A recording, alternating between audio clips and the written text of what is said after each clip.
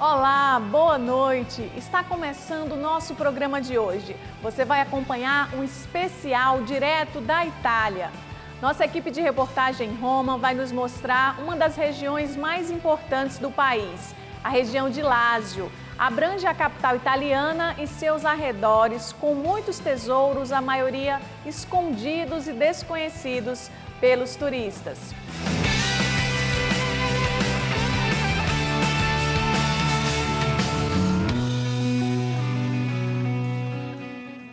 A região de Lácio fica no centro da Itália e sua principal cidade é, sem dúvida, Roma. Mas nossa equipe escolheu também outros pontos para levar até você no programa de hoje. Para começar, vamos a Castel Gandolfo. A cidade fica na região montanhosa e ficou muito conhecida porque lá está a casa de férias dos papas. Mas como o local não é usado por Francisco, está aberto à visitação. Vamos juntos para lá então. Ela parece estar meio escondida na montanha, rodeada de muito verde e construções antigas. A pequena Castel Gandolfo está na região de Roma, mas quando se chega lá, a sensação é de estar bem distante da movimentada capital italiana.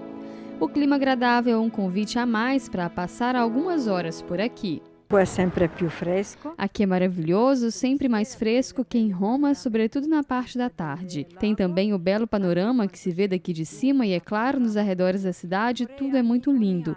Eu gosto de vir aqui todo ano, é estupendo. E posti stupendi. A cidade ficou conhecida como o Refúgio dos Papas. O palácio foi construído no pontificado de Urbano VIII em 1629. Mas foi o Papa Alexandre VII que veio passar as férias aqui pela primeira vez em 1660. Desde então, nos meses de forte calor, julho e agosto, os papas vinham para cá.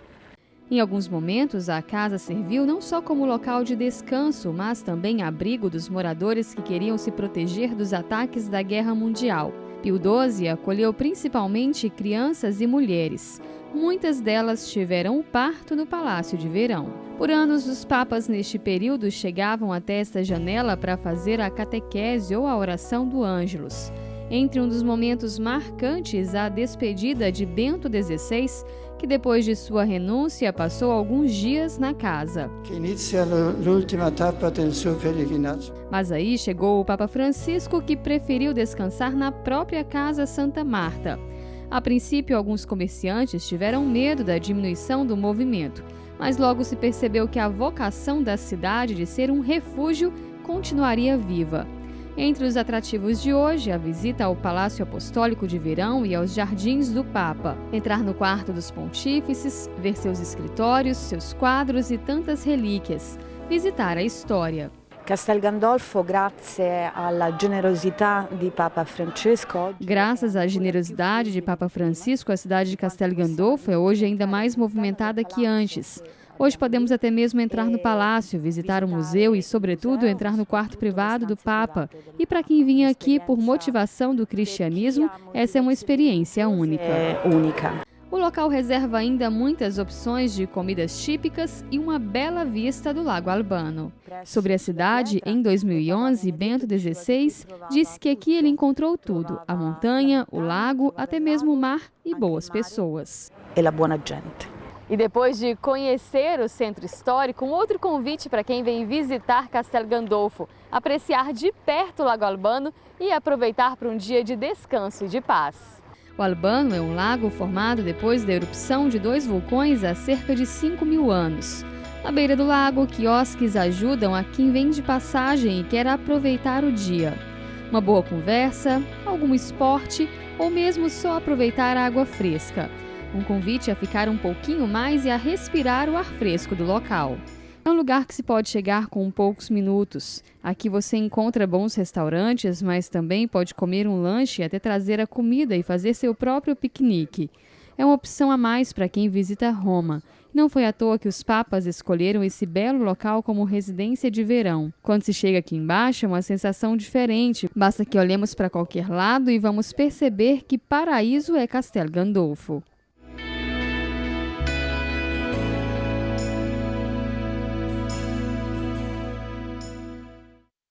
E continuando o nosso passeio na região italiana de Lácio, vamos agora para um outro local que até poucos anos atrás não era muito visitada. É a cidade de mais de 2.500 anos, que ficou conhecida nos últimos tempos como Cidade que Morre. É patrimônio da Unesco e se tornou um dos pontos mais visitados pelos turistas de todo o mundo. A nossa equipe foi lá e vai contar para você essa história. Olhando a pequena Civita di Bagnoregio de longe, dá a impressão de que ela está parada no tempo, isolada do mundo. No alto de uma montanha, construções que resistiram à ação da natureza. Vulcão, inúmeros terremotos e o solo frágil compuseram o cenário que se vê hoje. Para chegar até lá, uma ponte que só pode ser atravessada a pé. A construção é de cimento e substitui a original, que foi destruída na Segunda Guerra Mundial. Essa é a única entrada para a Civita di Bagnoregio, a Porta Santa Maria. Ela dá acesso a uma das 10 cidades mais bonitas da Itália, patrimônio da Unesco.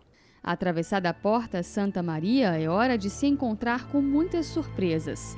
Já bem no início, a Praça San Donato, com a igreja construída nos anos 600 e reestruturada em 1500. A cidade tem mais de 2.500 anos e foi habitada primeiro pelos povos etruscos. Eles viviam em grutas como essa.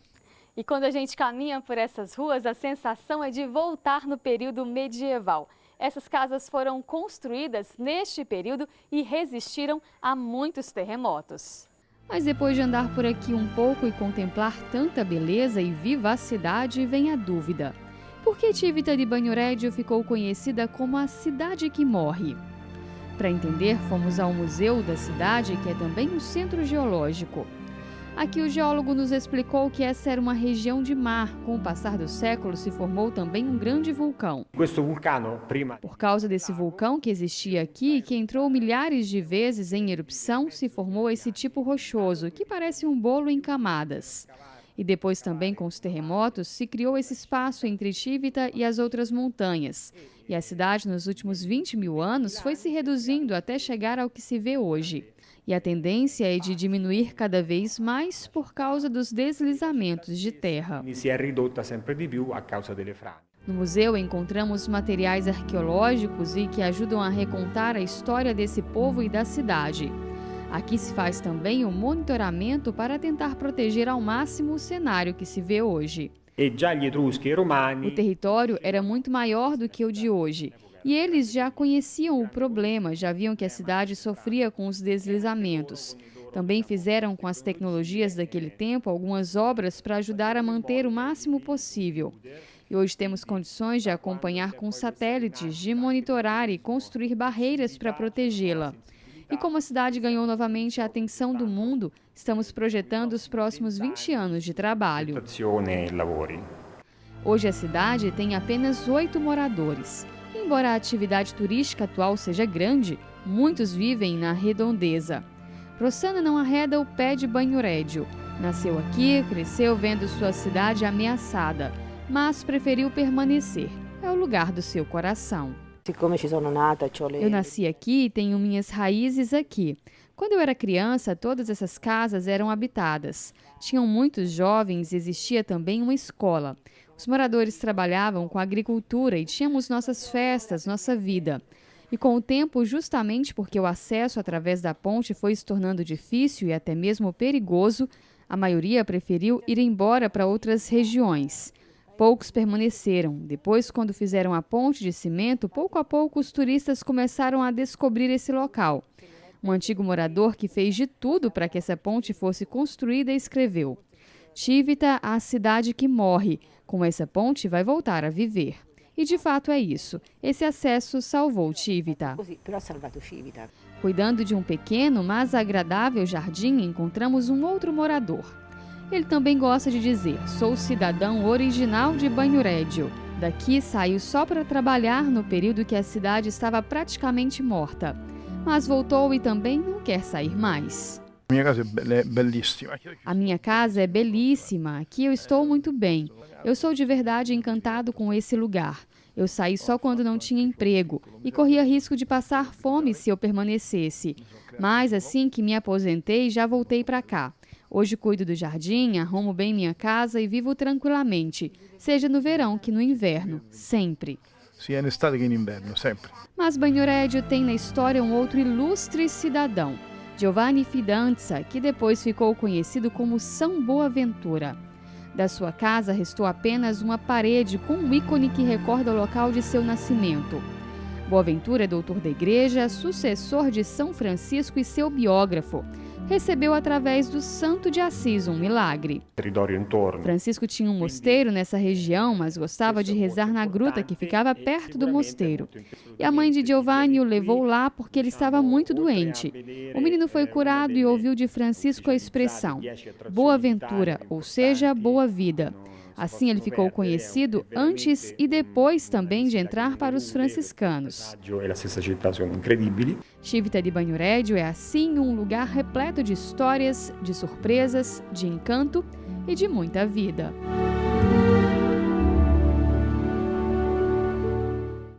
Conhecemos um pouco da história de Civita di Bagnoregio, essa cidade perto da capital italiana, conhecida como a cidade que morre. Mas vamos além da luta de moradores e especialistas para deixá-la viva. Hoje a cidade se fortalece cada vez mais através do turismo. É considerado um dos lugares mais bonitos para serem visitados no país. Veja um pouco mais. Difícil não ficar atraído pela paisagem que se vê já de longe. Difícil não querer entrar nessa misteriosa cidade. Mas para isso é preciso um pouco de disposição e de coragem. Mas se você quiser conhecer essa curiosa cidade, é preciso atravessar essa ponte e caminhar por 300 metros. Ela foi construída em 1968 e é hoje o único acesso à conhecida cidade que morre. Mas os turistas encaram o desafio e seguem para conhecer a pequena Civita. E são milhares que nos últimos anos descobriram esse tesouro escondido no meio da região Lácio. Luca nos explicou que o boom do turismo começou de fato há 5 anos. Através de campanhas na internet e da famosa indicação de um turista ao outro, Bagnoregio passou a ser um dos 10 lugares mais visitados do país. O turismo é uma grande oportunidade para a nossa geração. Todos sabem que a Itália vive uma crise. Nós, em Bagnoregio, somos uma exceção. Nossa economia cresceu e estamos tentando trabalhar o turismo de uma forma nova, até mesmo moderna, ou seja, um turismo sustentável, onde turista e local interagem para manter tudo em equilíbrio. Ultimamente, a cidade recebe cerca de 800 mil turistas por ano. Eles ajudam a movimentar o comércio local e a manter viva a pequena Civita Bagnoregio. Para receber tanta gente, os moradores e pessoas que vivem na região tiveram que se reorganizar. Esse restaurante foi aberto nos anos 60 por Dona Inês. Depois de um tempo desativado, foi reinaugurado nos últimos anos. O restaurante foi aberto por minha sogra. Ela era uma autêntica cidadã de Bagnoregio. Ela esteve à frente desse restaurante, que por muitos anos foi também uma espécie de padaria. Mas depois ela fechou. Em 2019, meu marido e eu reabrimos e resolvemos manter a tradição com os principais pratos que fazia Dona Inês, valorizando os produtos típicos daqui, e temos recebido muitos turistas. Entre as opções, uma gruta que dos anos 1500 até 1960 foi usada para fabricar azeite e agora é um restaurante. E entre as surpresas que esse passeio nos reserva está conhecer uma gruta etrusca, onde viviam os habitantes mais antigos de Bagnoregio. No local se encontram objetos da época, como depósitos de vinho e óleo, a cozinha e o quarto, e uma vista para o Vale dos Canyons. Essa família veio do Brasil e resolveu parar para conhecer a cidade. Não estava no roteiro inicial, mas foi uma escolha que valeu a pena. Fiquei surpresa, porque ninguém tinha indicado, então foi um achado mesmo. Eu adorei, vale a pena, eu voltaria. Para quem escolhe visitar Civita di Bagnoregio, a maior indicação é andar por cada uma das ruazinhas, descobrir a natureza que se mistura à arquitetura, os detalhes e caprichos das flores nas janelas das casas, os surpreendentes panoramas que se revelam ao final das vielas. Nem todos os italianos conhecem esse tesouro. É um local muito lindo, vale a pena andar por aqui e conhecer cada uma dessas ruas.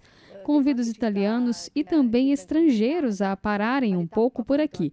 Com certeza vão ficar encantados, satisfeitos. A tal cidade que morre se revela assim, cheia de vida. De um lado, moradores agradecidos por ver a cidade movimentada. E por outro, turistas felizes pela oportunidade de entrar nesse local tão íntimo. Os turistas são bem-vindos. Eles trazem para nós bem-estar, geram emprego na cidade. Nós, os poucos moradores que ainda vivemos aqui, não podemos querer que tudo seja exatamente como era antigamente, ou seja, uma vila pacata, sem movimento. Posso dizer que estou feliz que as pessoas venham aqui conhecer a minha cidade. Um amigo me aconselhou vir aqui, ele me disse que pelo menos uma vez na vida é preciso fazer essa visita. Aqui tem um clima muito bom e, é claro, uma culinária particular, com azeites, vinhos e boas pastas. E apesar de ser chamada a cidade que morre, pelo que vi, é uma cidade que está renascendo.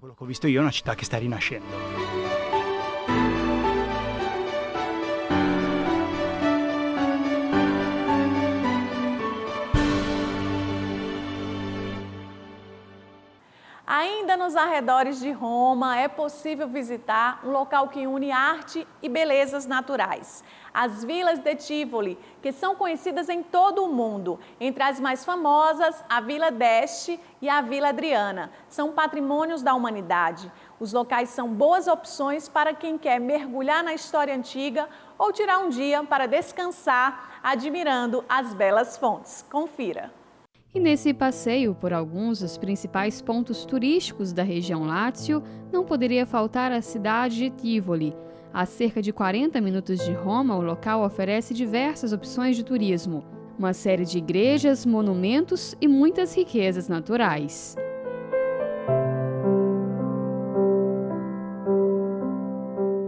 Tivoli é uma das cidades mais antigas da região, inclusive mais que Roma. Foi criada por volta de 1215 a.C. e se tornou um importante ponto de encontro entre os diversos povos. É em Tivoli que está, por exemplo, o Santuário de Hércules, construído no 2º século a.C. No local ainda se vê a estrutura de um grande teatro aberto. Mas por aqui ainda se encontra a Vila Adriana. O local está entre os mais ricos conjuntos monumentais da antiguidade. A vila, atualmente em ruínas, ocupa uma superfície de 120 hectares, dos quais 40 podem ser visitados pelos turistas. Uma verdadeira viagem no tempo do Império Romano. Essa vila foi construída entre 118 e 138 d.C. pelo imperador Adriano, que decidiu deixar a capital do império, a cidade de Roma, e se transferir para essa região, atraído pela abundância do verde da água. Entre as partes mais importantes para serem visitadas está o Teatro Marítimo, um local conhecido como o preferido do imperador Adriano, já que por sua estrutura permitia isolar-se do convívio por um tempo. Outro lugar que atrai logo o olhar é Canopa, local dedicado à recepção de convidados no período do calor. Na vila ainda é possível visitar a fortaleza chamada de Rocca Bruna, uma vista privilegiada.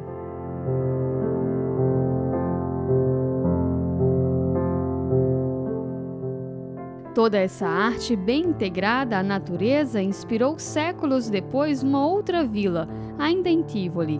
Construída pelo cardeal, que atuava também como governador da cidade, Hipólito. O diretor da Vila d'Este nos explicou que o primeiro objetivo era justamente fazer um local que fosse uma releitura da Vila do Imperador. Tanto é que em várias partes é possível encontrar peças trazidas dos monumentos de Adriano. A vila nasce pela vontade de Hipólito d'Este, filho de uma das dinastias mais importantes do Renascimento na Itália. É fruto do sonho de recriar em um lugar espetacular uma nova Vila Adriana. Como além de cardeal, naquele tempo era também um importante político, essa construção se tornou uma demonstração visível do seu poder. São 35 metros quadrados de jardim com 25 cascatas e pelo menos 50 fontes. Entre elas, a imponente fonte musical. Algumas fazem um verdadeiro caminho das águas e leva sempre a novas descobertas. Já essa é a primeira fonte, perto dela, árvores que foram plantadas em 1550, quando iniciou-se a construção do local. Por aqui, obra de arte e natureza interagem. Quem olha esse jardim não vê separação entre o que é natural e o que é intervenção do homem. Tudo está interligado. De diversas formas e tamanhos, as fontes estão interligadas. A água passa de uma para outra, forma cascatas, produz sons. A engenharia usada para construir a vila até hoje chama a atenção. André nos explicou que foram construídos encanamentos subterrâneos e que toda a água vem do rio Aniene e volta para ele. Interessante que essa água se torna também uma escultura em movimento e o som que se produz aqui leva os visitantes a entrar numa outra dimensão. Desde 2001, Vila d'Este é Patrimônio Mundial da Humanidade. Foi restaurada em 1944 após bombardeamentos da Segunda Guerra Mundial, mas exige uma manutenção diária.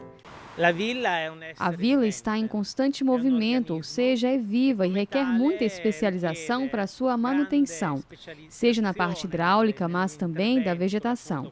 É um cuidado constante. Precisamos fazer não só que a vila sobreviva, mas que de fato viva com a sua plenitude, com a sua energia e intensidade, e para que possa mover através dos nossos sentidos a nossa emoção. Por aqui passam por ano cerca de 500 mil turistas. Gente que vem atraída pelas inúmeras fontes, mas que descobre depois um dos jardins mais bonitos da Itália. É a primeira vez que venho aqui. Eu pude apreciar com o tempo a beleza arquitetônica, as fontes, os jogos d'água. Um espetáculo muito belo. É um lugar maravilhoso, eu vim aqui há 30 anos, mas quis voltar. Eu recomendo essa visita, se você vem à Itália, precisa vir também aqui em Tivoli. É a minha primeira experiência neste lugar, estou encantado. É tudo muito grande, muito bonito, é maravilhoso estar aqui e contemplar tanta beleza. A indicação do diretor é um passeio com calma que dê a possibilidade de contemplar, de ouvir os sons, sentir o cheiro das plantas. Uma opção de turismo que vai além de ver uma obra, mas que pode ser uma oportunidade de reflexão e de descanso. Vivemos em uma sociedade que só olha para baixo, para o celular. E aqui é importante não só olhar, mas também sentir os cheiros, ouvir a música produzida pelas águas.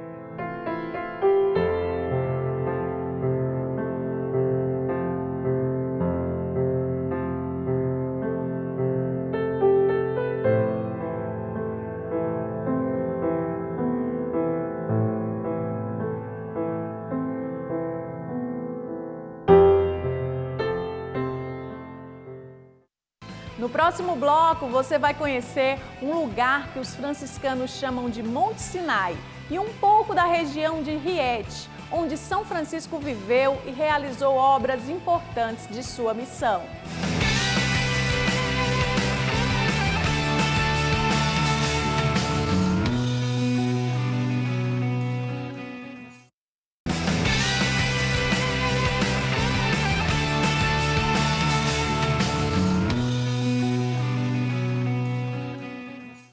Voltamos falando ainda sobre essas regiões da Itália, que também é cheia de lugares especiais para a nossa fé. Além de Roma, onde está o Vaticano, são inúmeras outras cidades onde nasceram santos ou por onde esses homens de Deus passaram e deixaram suas marcas. Nossa equipe foi conhecer a região de Rieti, onde São Francisco viveu e realizou obras importantes da sua missão.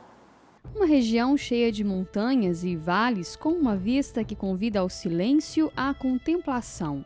O hoje chamado Vale Santo fica na região de Rieti, a cerca de 1 hora da capital italiana. Francisco chegou aqui nessa região por volta de 1208, atraído pelas belezas naturais desse grande vale, mas também pela presença de inúmeras grutas. Nessas grutas ele aproveitava para se retirar e viver momentos fortes de oração. Francisco chegou aqui neste vale com outros 6 companheiros, já que em Assis não o compreendiam. Isso aumentava o número de pessoas que batiam em sua porta para pedir ajuda. As pessoas não aceitavam que ele e os companheiros tivessem deixado todas as riquezas e não os ajudavam. Eles chegaram nessa região que se chama Poggio Bustone. Eles buscavam lugares nos quais pudessem viver a pobreza evangélica e anunciá-la ao povo. As grutas ou fendas nas rochas se tornaram não só refúgios de oração, mas também muitas vezes o abrigo. Aqui eles também foram acolhidos em outras estruturas. Francisco e seus companheiros foram acolhidos neste mosteiro beneditino e aqui viveram a primeira grande experiência comunitária. A partilha e a harmonia nas relações fizeram com que Francisco fundasse a primeira fraternidade franciscana. Uma região que marcou também a experiência de reconciliação de Francisco com Deus. A sua conversão era ainda recente e trazia angústias no seu coração. Aqui em Poggio Bustone, nesta gruta, o santo de Assis viveu uma experiência que o encorajou a continuar. Mesmo após a conversão, Francisco se sentia culpado por tudo que tinha vivido na sua juventude. Mas aqui um anjo o visitou e o consolou, dizendo que a misericórdia de Deus tudo tinha perdoado. O encontro com a misericórdia de Deus deu forças a Francisco de seguir a missão. Nesse local, ele convocou seus companheiros e os enviou para descobrir outros lugares nesse vale que pudesse abrigá-los e onde pudessem anunciar o Evangelho.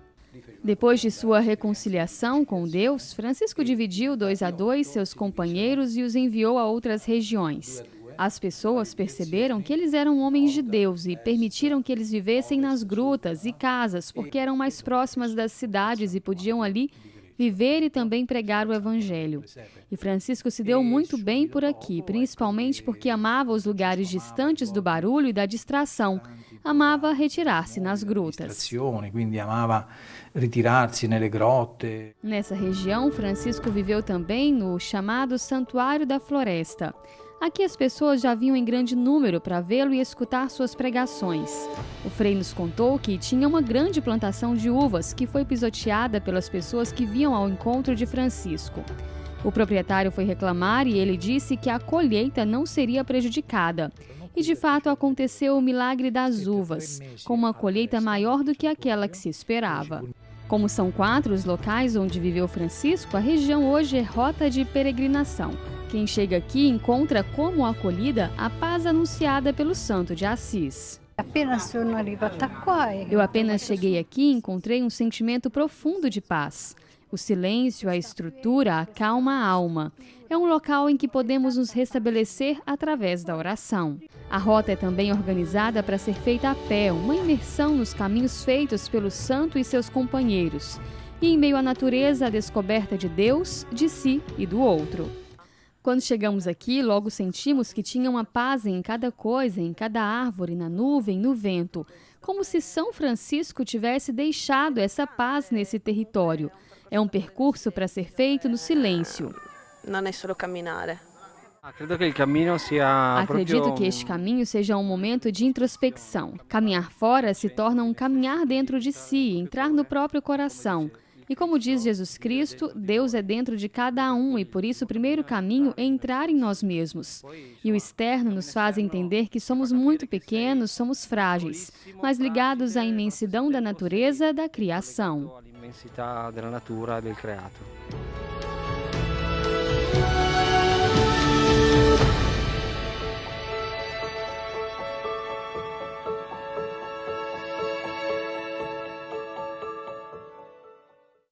Pois é, nessa reportagem conhecemos um pouco do chamado Vale Santo, local onde São Francisco viveu o início de sua missão. Mas foi lá também que o santo se retirou para rezar e escrever. A repórter Lísia Costa e Túlio Fonseca visitaram o santuário que os franciscanos chamam de Monte Sinai, por ser um lugar importante onde Francisco redigiu as regras da ordem. O Vale Santo ganhou o coração de Francisco e aqui ele se refugiava muitas vezes por ano. Francisco saiu da frente do governo da ordem e tornou-se guia espiritual do grupo. Nesse tempo, ele dedicou-se ainda mais à oração. Aqui, na região que ele deu o nome de Fonte das Pombas, iniciou as famosas quaresmas em preparação para festas como o Natal, Assunção de Maria, Santos Arcanjos. Os últimos anos de sua vida foram marcados pela oração e jejum neste local. No verão de 1223, Francisco veio para essa região para poder fazer a quaresma e se preparar para a festa da Assunção de Nossa Senhora. Com penitência, ele dormia nessa gruta. Aqui também viveu experiências profundas que o encorajaram a escrever as regras da sua congregação. Francisco sabia que a missão de colocar no papel as inspirações que Deus tinha dado para esse grupo que nascia era muito difícil. E por sua imensa devoção a Maria, escolheu confiar à sua intercessão esse desafio. Nessa pequena capela, uma pintura retrata Francisco que, diante de Maria, segurava um papel com as regras escritas. Ele circundava de indizível amor a Beata Virgem Maria. Ele era apaixonado por Jesus e tinha entendido que o tinha recebido graças ao sim de Maria. E toda vez que tinha necessidade de resolver coisas muito importantes, era a ela que ele se dirigia. E para que essa regra fosse colocada em forma jurídica sem trair a inspiração, ele veio aqui para fazer essa quaresma em honra à Assunção de Nossa Senhora e pedir a ela que o ajudasse a escrever uma regra o mais próximo possível do desejo de Deus. Più vicina possibile ai desideri di Dio. Para escrevê-la, Francisco contou com a ajuda de Frei Leão, que vivia nessa outra gruta, e um frei que era jurista e que vivia na casa. Perto das grutas de Francisco e Leão, uma capela marca o lugar de uma experiência mística. Francisco passou os 40 dias em oração, jejum e escrita das regras. Depois enviou a Assis, onde estava o governo da ordem. Eles não aprovaram a regra e disseram que ele deveria escrever uma outra. Ele iniciou um outro período de oração e jejum.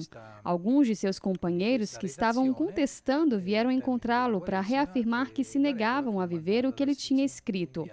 E Francisco, nesse local, se ajoelhou e disse a Deus que já sabia que aquilo que ele tinha proposto não seria aceito. E dessa árvore se ouviu uma voz que dizia que a regra não era de Francisco, mas do próprio Deus e que deveria ser seguida sem questionamentos. Duas biografias contam esse episódio e afirmam que a voz foi ouvida por todos, que acolheram a regra como dom de Deus. No dia 29 de setembro do mesmo ano, ela foi aprovada pelo Papa. Para os franciscanos, este é como o Monte Sinai. Aqui, Francisco escreveu, enviou ao Papa e recebeu a aprovação das regras que orientam esta ordem religiosa. Esse lugar é muito importante para nós, o chamamos de Monte Sinai franciscano, porque como a Moisés no Monte Sinai foram dados os 10 mandamentos, aqui a Francisco foi dada a regra definitiva que foi apresentada e aprovada pelo Papa. No local ainda encontramos essa capela, que foi construída pelos beneditinos. Protegido por um vidro, o desenho de um tal que, segundo a tradição, teria sido feito por Francisco. Por causa de terremotos, foi construída uma segunda parede e, por isso, esse desenho ficou protegido por séculos. Ao destruir o muro, apareceu esse tal, que é referente ao período anterior a 1300. E Francisco amava esse sinal porque era conhecido como o sinal dos amigos de Jesus. Ele amava desenhar esse símbolo e assinar também assim. É muito provável que esse tenha sido desenhado por ele. Nesse lugar, Francisco viveu tantas experiências místicas, entre elas o reconhecimento da grandeza do Criador. Segundo alguns estudiosos, no final da vida de Francisco, depois de ter vivido tantas experiências místicas, ele foi inspirado a compor o Cântico das Criaturas. Um dos trechos teria sido escrito justamente aqui, ao contemplar este que é conhecido como Vale Santo. Visitar o Santuário de Fonte Colombo é reconhecer um Francisco que quis se afastar para ouvir Deus, que sofreu a incompreensão, que foi consolado por aquele que o chamou. É descobrir que o silêncio é o local privilegiado do encontro com Deus. Quem conhece Deus sabe muito bem que só no verdadeiro silêncio é possível ouvir a sua palavra. E como nos ensina Francisco, ele quis escutar Deus sempre em lugares um pouco isolados. E é claro, a paz é fruto desse encontro com Deus e também consigo mesmo. É um dom que podemos pedir e receber do Senhor. Si può chiedere al Signore.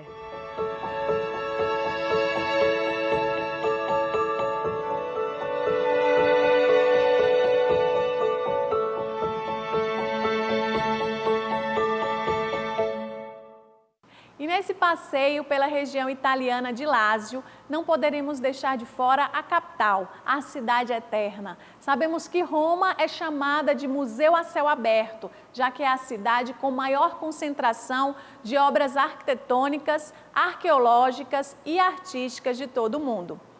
E é lá também que fica o Vaticano e centenas de lugares santos, muitos pelos quais passaram os grandes apóstolos, como São Pedro e São Paulo. Na reportagem que vamos acompanhar agora, você vai conhecer os caminhos de Paulo na capital italiana. Uma longa viagem trouxe Paulo de Jerusalém a Roma no ano 59. O apóstolo pediu que seu julgamento fosse na capital do Império Romano. Paulo desembarcou na costa do então Império Romano e veio para a capital. Segundo a tradição, ele passou por essa estrada, a Via Ápia, conhecida na época como a rainha de todas as estradas. Por causa de suas cartas e do seu ardente anúncio, o apóstolo já era conhecido entre os cristãos romanos, que vieram encontrá-lo no meio do caminho para poder oferecer ajuda. Paulo foi levado para casa, já que por causa de sua cidadania tinha o direito a uma espécie de prisão domiciliar. Paulo, porque tinha a sua cidadania romana, esse título que ele pode ter herdado pela família, não é? Ele então pede ao imperador para ser julgado aqui em Roma. E esse pedido é concedido, então ele vem vindo a Roma acompanhado de um soldado, de uma guarda. Diz a tradição que ele conseguiu uma casa, provavelmente através de um aluguel, também trabalhou. Então ali é o primeiro posto que diz a tradição que São Paulo chegou e ficou. Um outro local importante fica debaixo dessa igreja, Santa Maria in Via Lata. Ela foi construída em cima do que seriam antigas casas da época do Império. Descendo as escadas, encontramos restos de um local considerado prisão domiciliar do apóstolo Paulo. Essa teria sido a segunda casa de Paulo em Roma. Aqui ele viveu os 2 últimos anos de sua vida. Nessa escultura, a representação do evangelista Lucas enquanto escreve Atos dos Apóstolos e ao seu lado, São Pedro e São Paulo. Aqui, segundo a tradição, teriam vivido Paulo e Lucas, e teria passado pela casa também o apóstolo Pedro. São Paulo teria escrito pelo menos uma de suas cartas nessa casa. Podemos dizer que Paulo escreveu mais quando estava preso do que quando viajava. E nos 2 anos que possivelmente viveu nessa casa, escreveu algumas cartas, entre elas a comunidade de Filémon.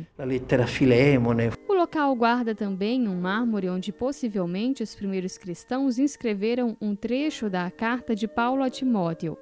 Uma história que não se sabe certamente as datas, mas que gerou uma grande devoção. A coluna é antiga, recuperada de um monumento romano. Nela, os primeiros cristãos teriam escrito parte da recomendação de Paulo a Timóteo. Recorda-se de Jesus, pelo qual eu carrego essas correntes como um bandido. Mas a palavra de Deus não está acorrentada. E é justamente essa a frase que está no mármore. Circundando a frase, colocaram uma corrente que depois foi encontrada dentro do poço que existe também nessa casa. Mas uma coisa interessante é que parte da frase foi gasta e não se vê mais.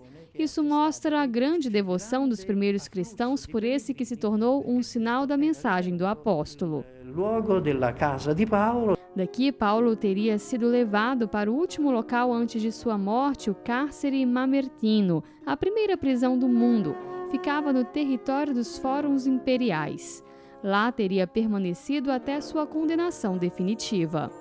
Combati o bom combate, terminei a minha carreira, guardei a fé. Desde já me está reservada a coroa da justiça. E foi por este caminho que Paulo passou para receber essa sua coroa, ou seja, o martírio. Os soldados romanos o levaram até a coluna onde ele seria morto, local que nós vamos conhecer agora. A igreja foi construída no local exato onde Paulo foi morto. Era um espaço reservado pelo imperador para a sentença final dos seus condenados. Por causa de sua cidadania, Paulo não poderia ser crucificado. Segundo documentos históricos, esta é a coluna onde Paulo foi martirizado e ela permanece no mesmo local desde o dia em que foi morto, dia 29 de junho do ano 67. Um texto da época relata que Paulo teve os olhos vendados, depois de joelho, apoiou a cabeça nessa coluna e com um único golpe foi decapitado. A tradição é que a cabeça de Paulo bateu por 3 vezes no chão e em cada local gerou uma fonte. Por isso, aqui é conhecido como Trefontane. Desde então, fiéis do mundo inteiro visitam a igreja do martírio de Paulo. O apóstolo foi enterrado nos arredores do local de seu martírio, onde hoje é a igreja de São Paulo fora dos muros. Um apóstolo que corajosamente testemunhou Jesus. E assim como Paulo, muitos outros cristãos testemunharam a sua fé, não negaram Cristo e abraçaram o martírio. Por exemplo, aqui nessa igreja estão as relíquias de mais de 100 cristãos que foram mortos na época da perseguição de Diocleciano. Um testemunho que certamente, unido à cruz de Cristo, semeou o cristianismo.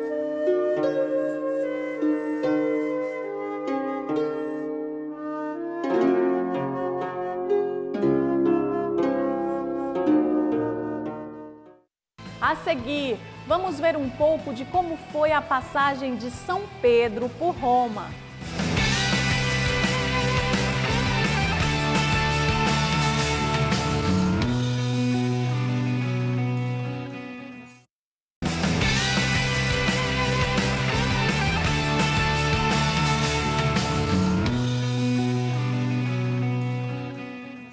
Estamos de volta, continuando o nosso itinerário na Itália.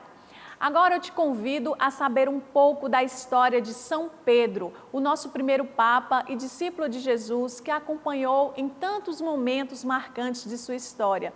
Vamos ver um pouco de como foi a sua passagem por Roma.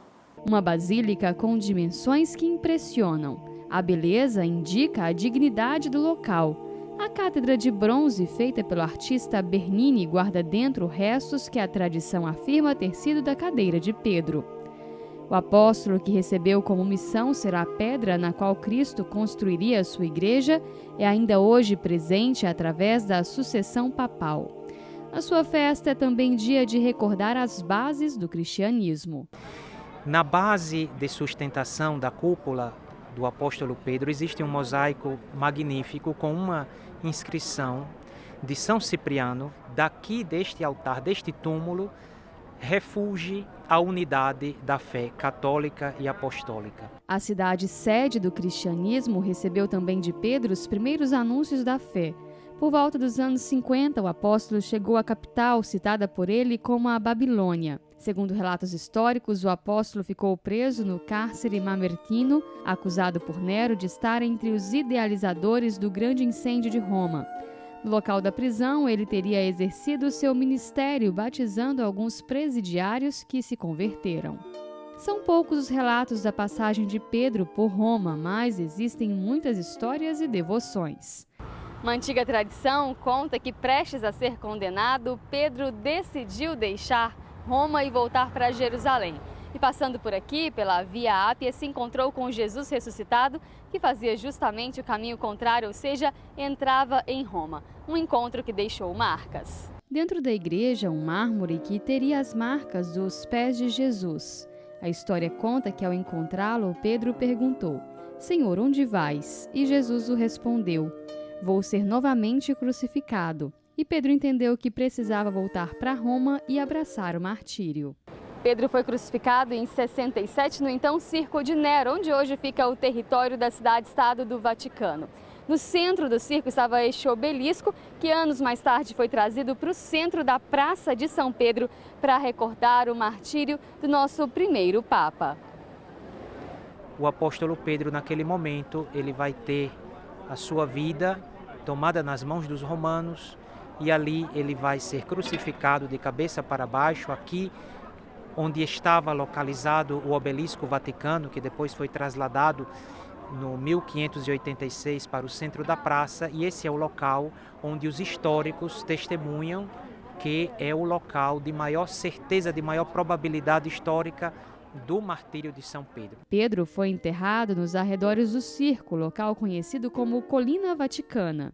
Todo este território era usado para enterrar aqueles que morriam dentro do circo de Nero. A peregrinação a este local começou logo após a morte de Pedro, indicando aqui como o túmulo do apóstolo. A Basílica de São Pedro foi construída em cima das antigas catacumbas. E em 1939, escavações encontraram um muro onde estava escrito: "Aqui está Pedro".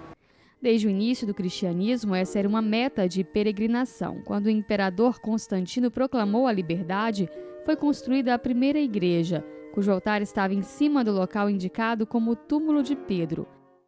Os santos padres se pronunciaram acerca da atendibilidade, ou seja, da certeza da presença do túmulo de São Pedro na Basílica Vaticana. A partir do ano 1939, quando começou esse trabalho de reconhecimento de tudo aquilo que estava nas profundezas subterrâneas da Basílica, com uma necrópole que tinha sido enterrada pelo imperador Constantino no IV século para que ali fosse edificada a igreja. Esse túmulo é meta de peregrinação, meta do desejo de chegar perto do apóstolo a cada dia aqui nesse local sagrado. O esplendor do baldaquino, em seus 28 metros de altura, parece proteger o altar onde o sucessor de Pedro, em cima do túmulo do apóstolo, continua dando a vida para que o anúncio não pare. E pelo mundo inteiro, ainda hoje, outros Pedros, outros Paulos não negam Cristo e abraçam o martírio. Hoje não parece ser tão diferente. Em tantas regiões do mundo, os cristãos são perseguidos. Aquela lei que podemos chamar lei de Tertuliano, de que o sangue dos mártires é semente de novos cristãos, foi sempre uma constante. Cristãos aqui foram atraídos exatamente porque os cristãos eram assassinados e morriam perdoando. Eis a força do cristianismo.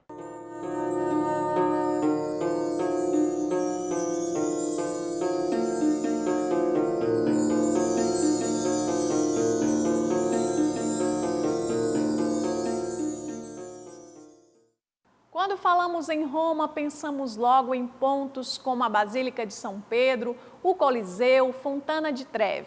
Mas a chamada Cidade Eterna reserva muitas outras surpresas, algumas meio escondidas do turismo tradicional, mas que valem a pena serem exploradas. A nossa equipe vai te mostrar alguns destes lugares.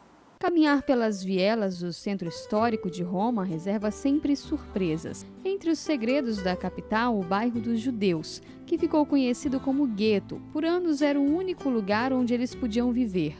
Por lá, além das recordações do tempo do Holocausto, hoje os turistas encontram também comidas típicas desse povo e suas construções. Mas quem estiver interessado em conhecer mais da culinária italiana, uma dica de local fora da rota tradicional é o Mercado Testátil. Restaurantes que oferecem os sabores do país, além de frutas e verduras de cada época. E no caminho é possível ainda ver a pirâmide, a única na cidade de Roma, construída no ano 18 a.C. Roma esconde ainda um bairro completamente diferente da histórica sede do Império Romano. O EU foi construído na década de 40 a pedido de Mussolini. E entre os prédios modernos, o chamado Coliseu Quadrado. Ele tem 63 metros de altura e é revestido de mármore. Os arcos o fizeram ganhar o apelido de Coliseu Quadrado. Em cima, uma frase ressalta alguns valores do povo italiano. Um povo de poetas, artistas, heróis, santos, pensadores, cientistas, navegadores e imigrantes. E ainda fora do roteiro tradicional é possível encontrar o Parque do Aqueduto. São 240 hectares e com uma paisagem que mistura o verde com a construção antiga. O nome do parque deriva da presença de vestígios de 7 aquedutos romanos e papais que forneciam água para a população da antiga Roma. Para descansar ou mesmo fazer uma atividade física, o local é uma opção perfeita. E é claro que quem visita Roma vai sempre se surpreender com as inúmeras e belas igrejas. Entre elas, a Igreja de Jesus, Construída pelos jesuítas, é considerada um dos templos mais bonitos da cidade, com esculturas e pinturas que indicam a grandeza de Deus Criador. Com a ajuda de um espelho, é possível admirar o teto, onde está retratado o juízo final. Roma guarda sempre segredos a serem descobertos e admirados.